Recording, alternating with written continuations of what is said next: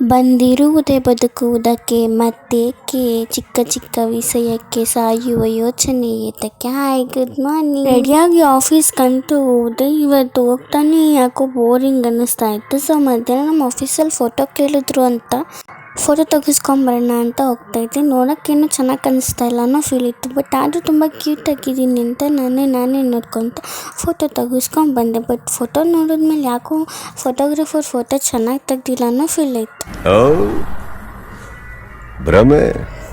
ಭ್ರಮೆ ಸೊ ನಾನೇ ನೋಡ್ಕೊಂಡು ದೃಷ್ಟಿ ಆಗ್ಬಿಟ್ಟಿದ್ದೆ, ತಲೆ ನೋಯ್ತೈತೆ ಅಂತ ಹೇಳ್ಬಿಟ್ಟು ವಿಕ್ಸ್ ಹಾಕೊಂತ ಕೂತ್ಕೊಂಡಿದ್ದೆ. ಯಾಕೋ ಈ ತಲೆನೋ ಹೋಗೋ ಥರನೇ ಇರಲಿಲ್ಲ ಇವತ್ತು. ಹಾಗೆ ವೆದರ್ನ ನೋಡ್ತಾ ವೆದರ್ ಎಂಜಾಯ್ ಮಾಡ್ತಾಯಿದ್ದೆ. ಸೊ ತುಂಬ ಕ್ಯೂಟಾಗಿ ಕಾಣಿಸ್ತಾ ಇತ್ತು ಮೈಸೂರು. CBSE ಬಂದರೆ ಮಳೆ ಬಂದು ನಿಂತು ವೆದರ್ ತುಂಬ ಚೆನ್ನಾಗಿತ್ತು. ಸೊ ವೆದರ್ನ ಇವತ್ತಂದು ತುಂಬ ಎಂಜಾಯ್ ಮಾಡಿದೆ. ಮನೆಗೆ ಬಂದರೆ ನಮ್ಮ ಪಪ್ಪನ ಫ್ರೆಂಡು ನಮಗೋಸ್ಕರ ಹಲಸಿನ ತೊಗೊಬಂದು ಕೊಟ್ಟಿದ್ದರು. ಅದನ್ನು ಬಿಡಿಸ್ಕೊಂಡು ತಿಂದೆ. ತುಂಬ ಚೆನ್ನಾಗಿದೆ ಟೇಸ್ಟ್ ಮಾತ್ರ. ಹೂ ಸ್ಟಾಪ್ಡ್ ಯು?